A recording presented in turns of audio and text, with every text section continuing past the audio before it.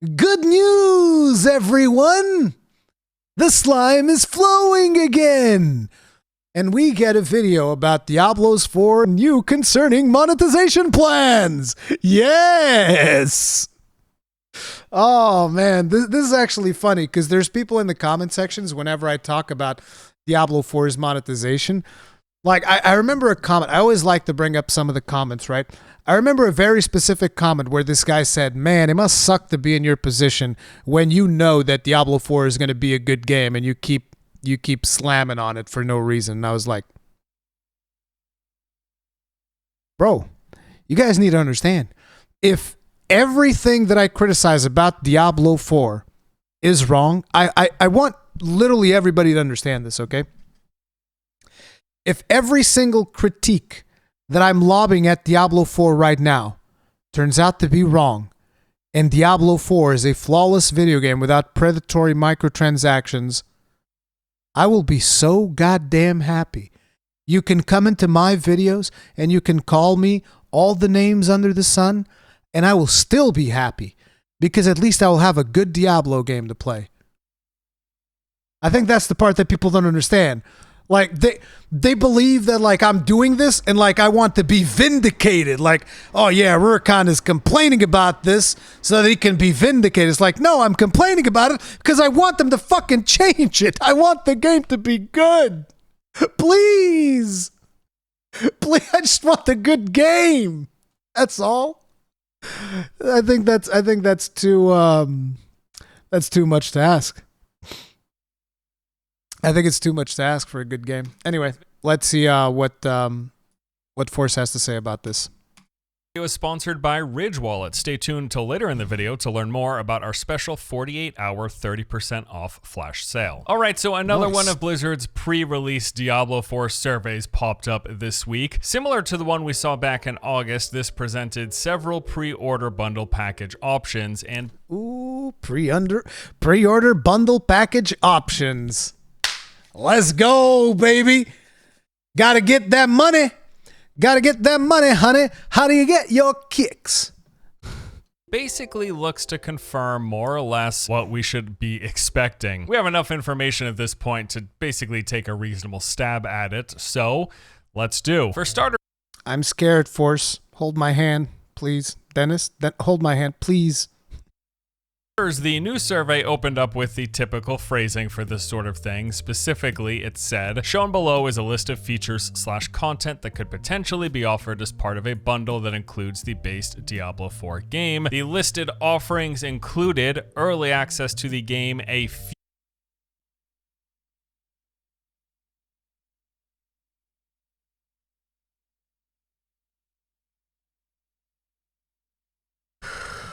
Well, this is starting well.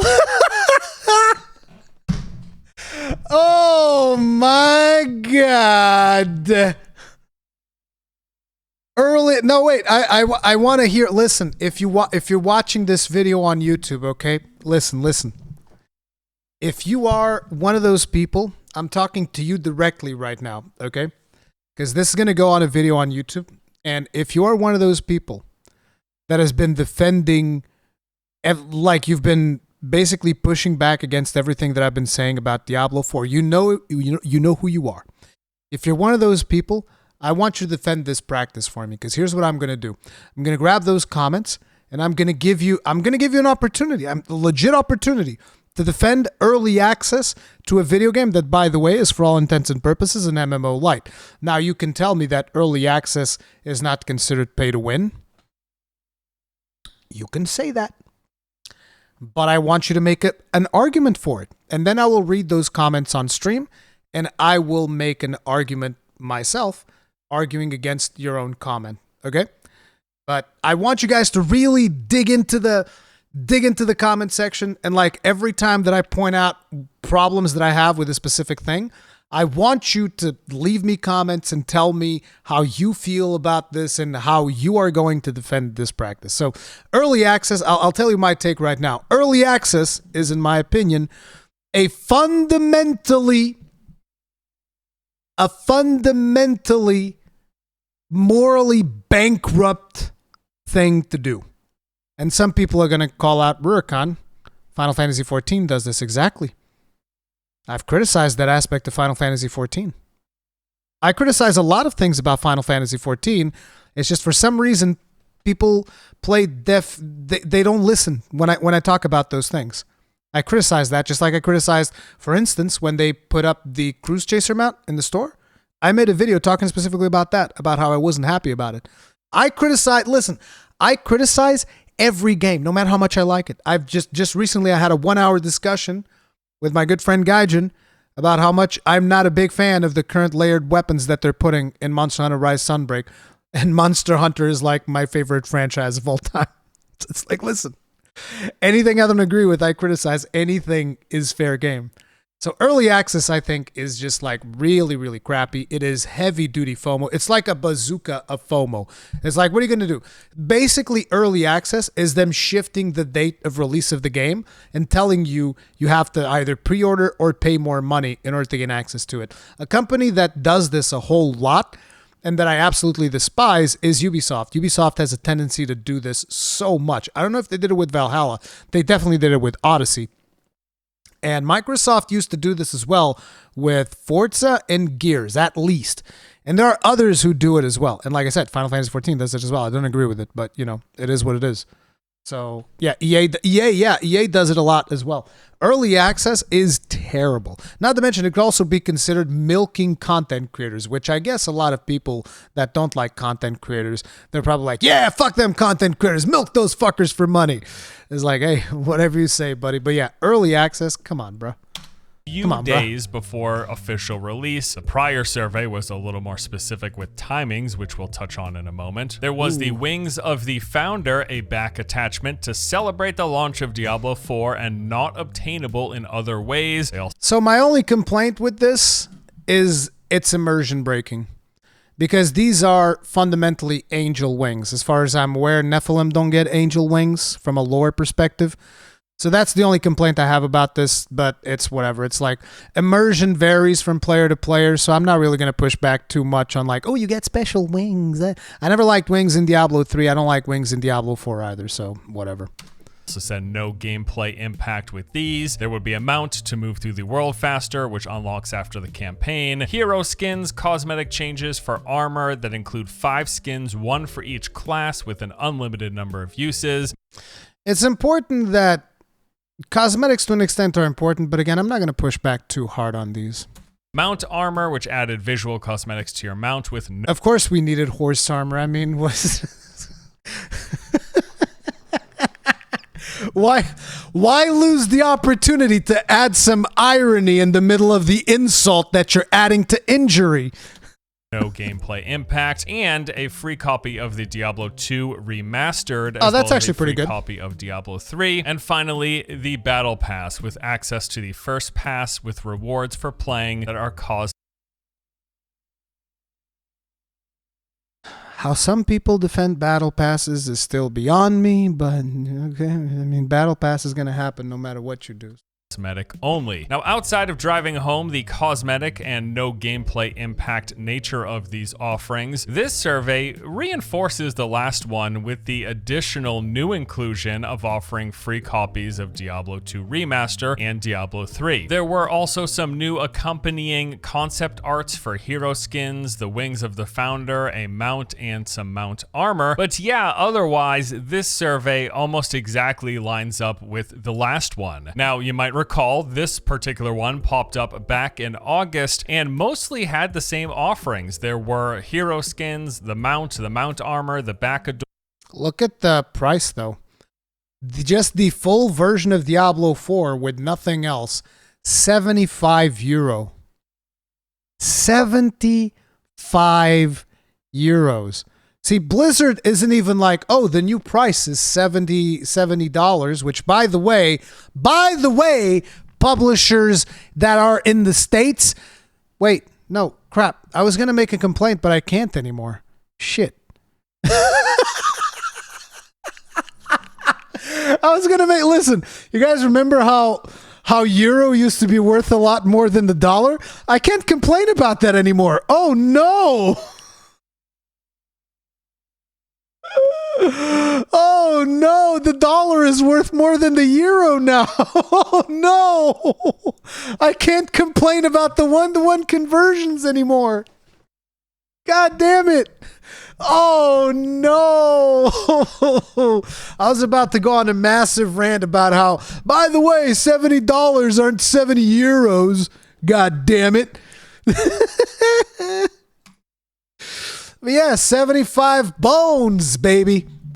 75 bones. 75, and for what do you get for the $75 edition? You get fuck all. You know how kids say nowadays, this thing is something AF? This is the other way around. You get FA. You get FA. That's what you get. Adornment, the Battle Pass, and the Early Access. However, there were a few notable details and differences that are worth rehashing here. So for one, the prior survey also presented various bundles of the game's premium currency, which we now know is called Palladium, with options offering between $15 and $25 equivalent with the various bundles. And then beyond that, there was tiered Early Access. Specifically, there were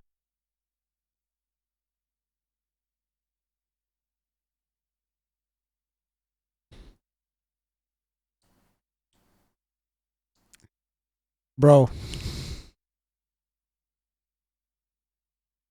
my man just said tiered early access.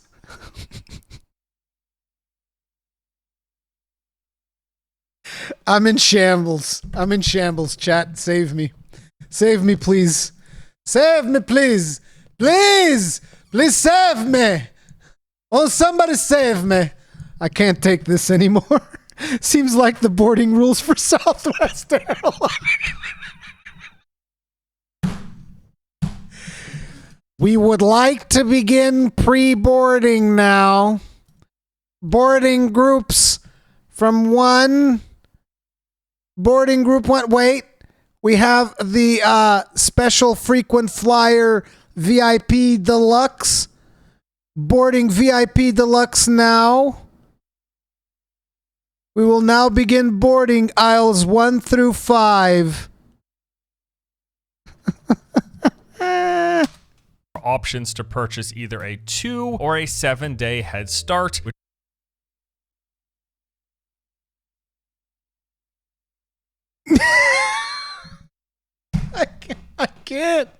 I can't, dude. I can't take this seriously. Bro, I can't take this seriously. Which of course means anyone who bought this more expensive package would be getting more days and earlier access versus the players who spent less. I am going to dive a bit more into some of the issues around this sort of thing, like letting consumers pay extra over others for earlier access. But before we do that, let's go forward with Blizzard's pre-order plans. With all of this information, I think we can now safely lay out what seems likely that Blizzard will be doing for pre-order bundles. Also, I want to just say, you know, given everything else about Diablo 4 that seems to be falling in line with Lost Ark, its shared open world nature, the MMO light elements of the game, the resource gathering in the open world, all of these different systems, the mount system, there's a long list of similarities between the two. I think it's also not unreasonable to think that they were also paying real close attention to how Lost Ark monetized, and specifically, for the sake of this video, what they did for pre-orders. So let's take a shot here. Let's say that they have 3 tiers of pre-order bundles. Let's call it the basic version, and I'm gonna actually say this might be priced like at $49.99, not a full $60. It will come with just a copy of Diablo 4. Maybe there's like a 2 or 3 day head start, say 1,000 Palladium. We're entering the realm of speculation. Everybody chill.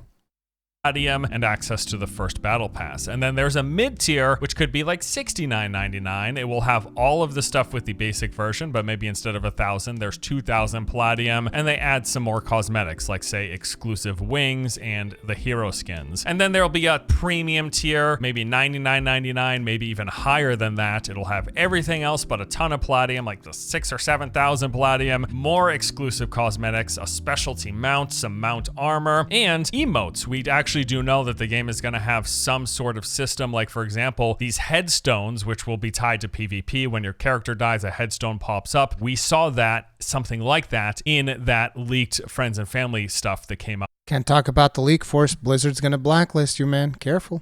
Not too long ago. So I don't know if there's going to be emotes like do a dance or point your thumb down in this game, but there are going to be, at the very least, cosmetic tombstones as part of the game's monetization setup. So obviously the exact configuration, the pricing, and what is in each package, it's all guesswork at this point. But I think, like, based on the 2 surveys that they've sent out, as well as what we know about the game's monetization plans from that quarterly blog post not too long ago, and some of those Friends and Family leaks, all of this comes together to put something along these lines as entirely possible. These past 2 surveys overlap almost 100%, with the only main differences being the last one mentioned the Palladium, the pay for currency in the game that's used in the cash shop. And bro,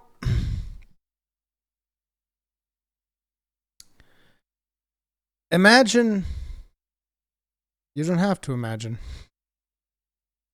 I was going to say, imagine buying a game for €75, and that game comes with a premium currency, which is normally what you see in free-to-play games. Imagine, but you don't have to imagine. All that stuff already exists. It's actually pretty normalized. It's just, yeah, it's not even worth arguing.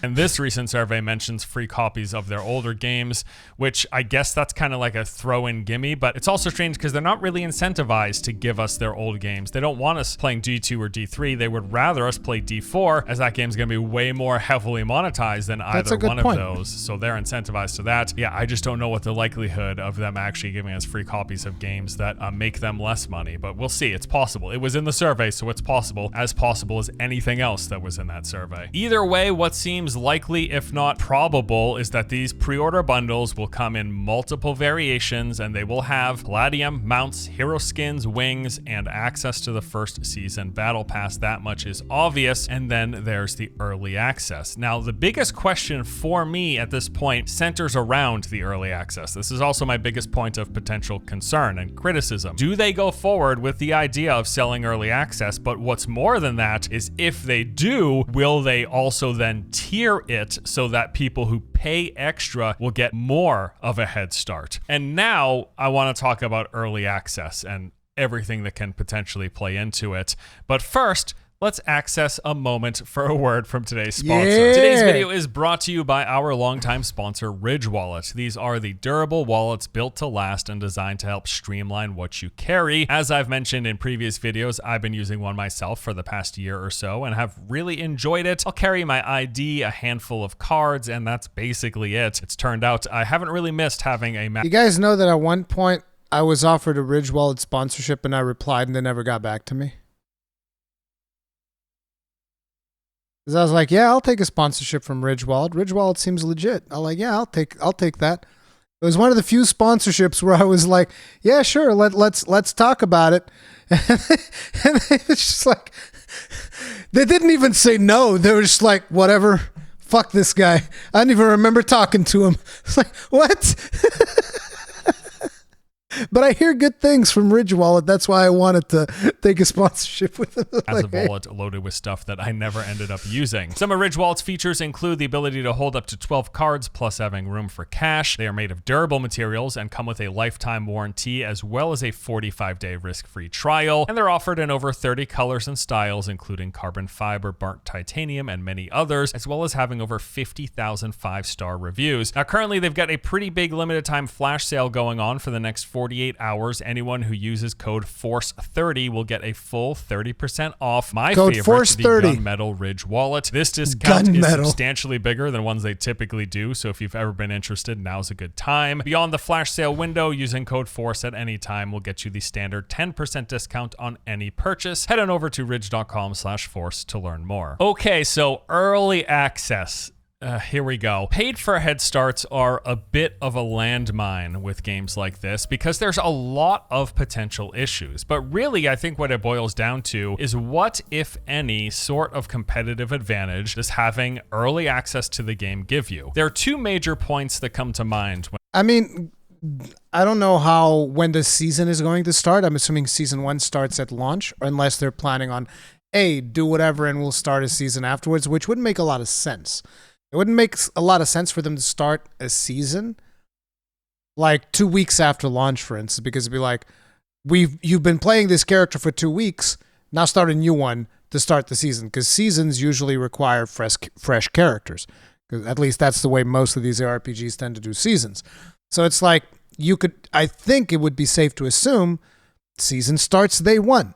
Season starts day one, you have early access, you already have a competitive advantage. Like 3 days of competitive advantage to be the best on the ladder. And I already know that some of the people that comment on these videos in defense of Diablo 4 are going to come in, well, I don't care about that. That doesn't fucking change anything, whether you care about it or not, Dumbo.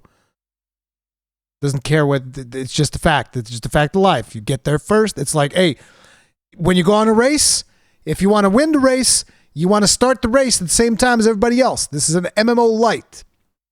You don't want to be starting the race behind everybody else. That's all I'm saying.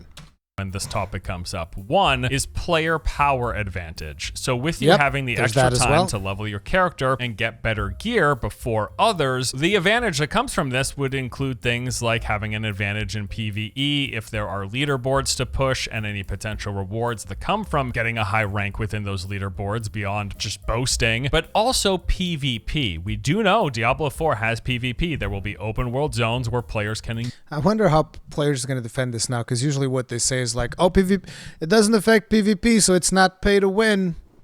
Okay. How about now? How about now?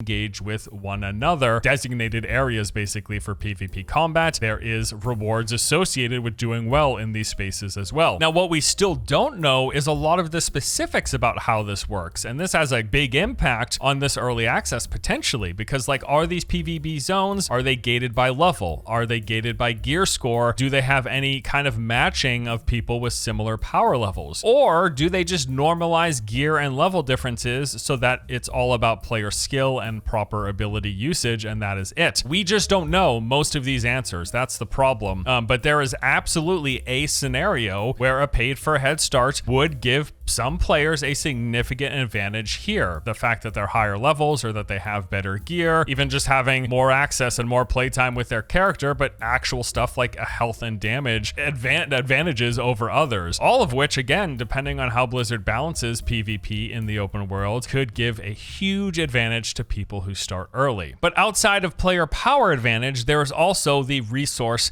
and economic advantage. Whether that's because early access means you will have more gold, which is the game's basic in-game currency, or just the fact that you have access to higher tier resources and items. And with either, what sort of advantage does this give you in the game's economy and trading, of which we do know a bit about so far, which leads into the next point actually. It's that you can't really talk about early access and this economic advantages without talking about trading. So we do know that Diablo 4 will have a limited trading. It is not full-on open trade. It is the case that certain weapons, gear, and items will be restricted while others are fully tradable. So here is what we know for certain as of this moment. Blizzard has said that they want most of your character's best gear and power gains to come from monster drops. They basically want you playing and getting stuff directly yourself. We also know with this that Diablo 4 will have a smart loot system similar to Diablo 3. Simply speaking, this means that loot drops will be usable for your character like 99% of the time. You will not be seeing a ton of druid gear while playing on your barbarian. It can happen, and it will happen occasionally, but it will be rare. However, whatever gear is dropping, how much of it can you trade? Currently, it looks like all loot in the game will fall into one of 3 categories. First category is no trade restrictions. Many of the game's basic items will be tradable an unlimited number of times. Then there will be bind on trade. These will be considered mid-tier items that can only be traded a single time. And then finally, there will be bind on pickup items, which will include some of the most powerful items in the game, the best stuff for your characters, and these can never be traded ever. Now, we did get some further details thanks to a quote from... Bind on trade is an interesting concept. I haven't thought about that one before. So basically, the item has limited value, as in you can't really hoard these items because like once you trade it to somebody else, poof, it's gone. So I wonder if this is them saying we don't want another situation where stones of Jordan were being used as currency. Those of you who've played Diablo 2 will remember stones of Jordan being used as currency. That was some funny shit. It's like gold was worthless, so everything that players would trade in would be stones of Jordan. This item is worth 10 stones of Jordan. We just used to call them Sojas. S-O-J. Diablo 4's game director Joe Shelley, where he said, "We want to integrate trading more closely in Diablo 4, so we're exploring several systems to do that. The one we're currently leaning towards is one where there'd be 3 types of trading, like we just mentioned. A type of item that's tradable all the time with no restrictions, like consumables, crafting mats, and certain armor. Then there would also be items that can be traded once and then bound, and then items that can never be traded, bind on pickup." Now, this quote was from all the way back in 2019. And it is possible that plans have changed since then. But if not, what stands out the most to me here is the line that there will be no trade restrictions on crafting materials. And if that is still true, circling back to the types of advantages early access can give, that means it is quite possible that beyond player power, early access will give a big economic advantage. And that is not even with talking about gold. The basic in-game currency, what you'll be getting for pretty much all the activities you do, if that is tradable between players, it will also directly impact the economy and the various gold sinks. Like we know there is gambling for rare items, and that this gambling can reward some of the most powerful items in the game. So having more gold means more chances of getting the best stuff, and then how that best stuff plays into PvE leaderboards or anything competitive like PvP. Also, gold will be used to purchase basic items and materials from vendors, which again means early access to the game would give those players the head start on all of that, raking up gold and other resources, giving them an edge in the trading economy, even with limitations. Now, whether or not gold is tradable, as far as I've researched, is still up in the air. Recent leaks from the friend and family testing do say that it is not tradable, but we are not sure if the friends and family version of the game is what's going to be in the final version of the game. It's just, again, uncertain, and we don't have official word. We'll have to see. Also up in the air are trading for items that aren't technically gear. Like, what about things like runes and rune words? These will have a power advantage, and if they're tradable, will also then have their own markets. Now, I do want to add here, all of these advantages that come from early access will also just happen naturally as soon as the game launches. Like the player who plays 2 hours on day 1. Because the reason this is going to happen is basically because you know, like for instance, streamers that are going to be streaming the game that are going to be like, oh, subathon, Diablo 4 subathon, and just like play nonstop for 2 weeks. They're going to have a natural advantage over people who don't get to do that. But I think when it comes to the early access thing, the fundamental here is, are they monetizing this?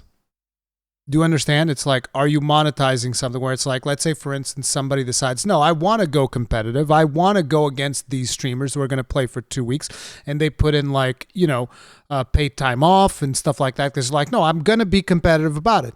And it's like them monetizing it. That is the problem. Therein lies the problem. Because it's like, it's no longer a fair playing field when you basically your money dictates how efficient you could be at the video game.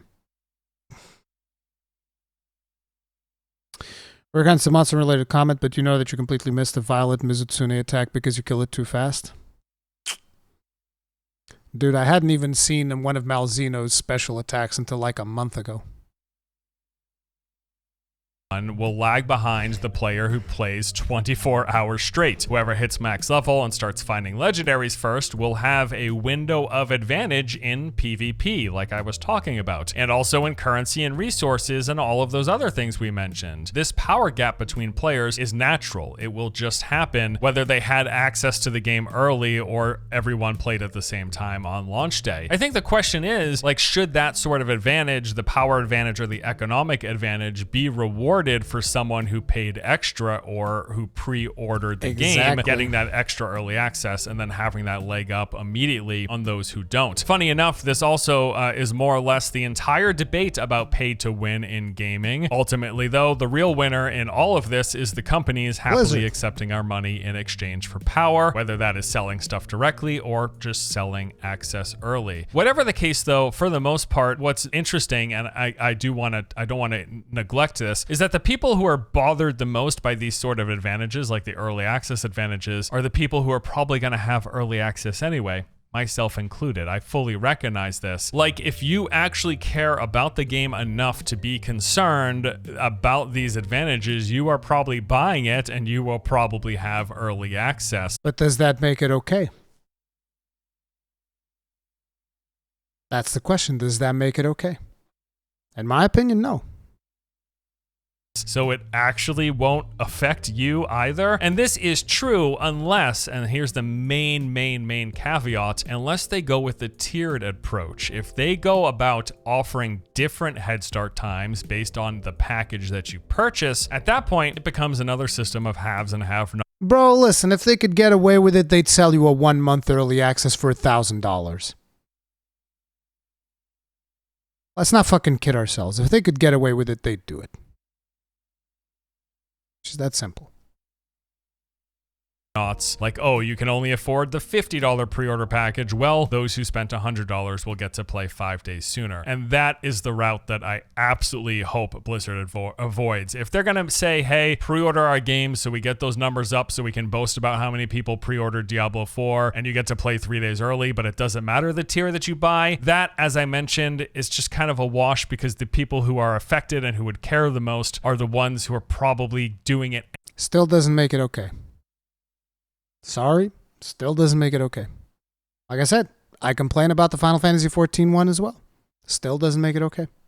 Anyways, you know what I mean? Whether you're doing it on March 19th or March 16th, if you plan to play the game whenever it comes out, barring like work restrictions, you're going to play the game whenever it comes out, right? So it doesn't matter. Like at that point, it's kind of a wash. What I really don't want to see though is if Blizzard makes it so that some people can spend more to play earlier. Something else I also want to touch on in all of this, because one of the other things, the conversations that I've seen were complaints about those wings. The Reddit thread in particular, where I was reading about this recently, was mostly filled with complaints about wings being in Diablo 4. So let me just clear it up here. It is happening. 1000% Diablo 4 will have wings. The survey from the other month mentioned wings. This recent survey mentions wings. LFL Force is like, you're gonna get these wings and you're gonna like it, motherfucker. It's just that simple. You're gonna get them. It's like, it's happening, all right? And in the leaked footage from the friends and family testing that we saw last week, back adornments were available as one of the cosmetic bundles in the shop. Specifically, there was this backpack item in the Tools of the Hunt bundle. So yeah, back adornments, which include wings, are... Every ARPG has wings. What is it with people in wings? What is it with people in wings? It's so weird to me. What is it? We've gone from like the furries to the scalies. Now we get what? The featheries? What is it with people in wings? Like, why do you need wings? Why? I don't get it. Some kind of fetish is like, oh man, need wings. I got wings, motherfucker!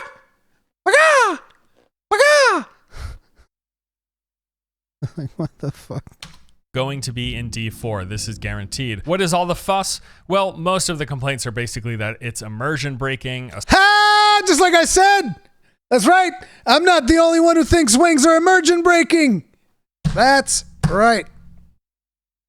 Especially with D4 being set in this more like grim setting, this darker tone, having these bright, colorful cosmic wings and butterfly wings and stuff like you see in D3. Some people just really hate how that pulls you out of it. And I saw in this thread, I saw a lot of people saying, well, hey, it's simple. You know, maybe Blizzard can just put an option in there. You can check a little box to hide all please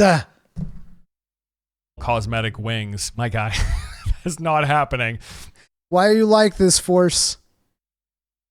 Why are you like this?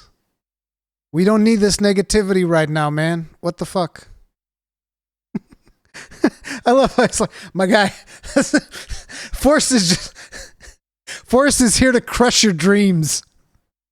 Not in a billion years. They want to sell you wings, okay? They are not going to give you the option to hide that. It's not unheard of. There are games that do this that let you, I think in particular For Honor is a game that lets you hide some of the like flashy cosmetic stuff in the game, some of the flashier finishers with flames and light beams and all sorts of stuff if you want to stay more immersed. I don't have the confidence in Blizzard that, assuming wings are in the game, that they would give people an option to disable that, because they want to shove those wings in your face. It's like, you like these wings, don't you, motherfucker? You like them, huh? You want to be a little eagle like your friends. Paga, paga, paga. It's like, look at these wings, motherfucker. If anything, Blizzard will probably do like a special coding wherein whenever you come close to a player with wings, it will actually zoom into that character, do a 360 spin to show off the wings. They'll flap twice while they do it, and then they'll focus on your character, and then they'll give you like the option, would you like to purchase these wings on the store? Think about it. You too can have wings, just like Tyrael. The whole idea is to entice. They want you to see character skins. They want you to see wings. They want you to see anything that can be purchased so that you might think, oh, that looks pretty cool, and hop in the shop and see if you can get it yourself. You know, there's still a lot of questions and concerns around the monetization, but as I mentioned in my most recent D4 video, I am generally still very, very interested in the game. I think it is shaping up well from the most recent gameplay we saw from that Friends and Family leak. Questions remain though about stuff like seasons, you know, and just this live service approach. So the whole concept, if I were to sum up their blog post about monetization, is, hey, we want to support this game. It's going to be live service. We want constant updates. To fund those constant updates, base sale of the game is not enough. We need microtransactions, we need cosmetics, we need you to buy Palladium, we need to sell you all sorts of stuff in addition to the base game and the expansions. The concern is whether they live up to that, whether they're able to keep the game regularly updated. You know, seasons in Diablo 3, they are fun for like a couple of days. During the power climb, it's pretty cool, but you kind of plateau as you are just incrementally climbing like greater rifts. It gets pretty boring pretty quick, at least personally. That's how I feel. I like jumping in, it's fun, but wears off pretty quickly. And then also the live service of D4, does it justify the new microtransaction heavy approach? Best case is yes. Diablo 3 seasons and content updates are nothing compared to what they end up delivering in Diablo 4. Worst case is no, and seasons play out just like Diablo 3, and we still also have to buy expansions on top of the cash shop, the season pass, and all of that. Questions that will remain unanswered until the game releases. Though, however, now that we have seen multiple different surveys, it is pretty obvious Blizzard plans to sell multiple tiers of pre-orders, and they're going to include that laundry list of different items. We know that for sure. And again, it really boils down, most for me, the biggest concern is if you're going to have early access and pre-orders, whatever, fine. It just shifts the launch date basically for the people who are going to play in anyways. Just don't do the tiered system. I just think it's about as worse of a move as you could do in this particular situation. And yeah, that is it for this video. Taking a look at Blizzard plans, potential plans, see what happens. Thank you so much for watching. As always, hope you guys enjoy it. I'll see you in the next one. Take it easy. No Force. Thank you. Today's video. Thank you, Force guys. We gotta go in there. We gotta hit the like button, and you guys gotta leave it playing in the background. Make sure to give it some watch time. Don't just go in there and hit the like button, because that is bad for the algorithm. So, you know, either go there later and watch the whole video. Just make sure to give it watch time is what I'm saying, because that makes it much better for the algorithm. But yeah, it's like, we'll see. I still have big suspicions about what's going to end up going into that battle pass. I still think that the battle pass itself is going to end up being a lot more shady than people are giving it credit for. But yeah, we'll find out when that eventually comes out. Boop.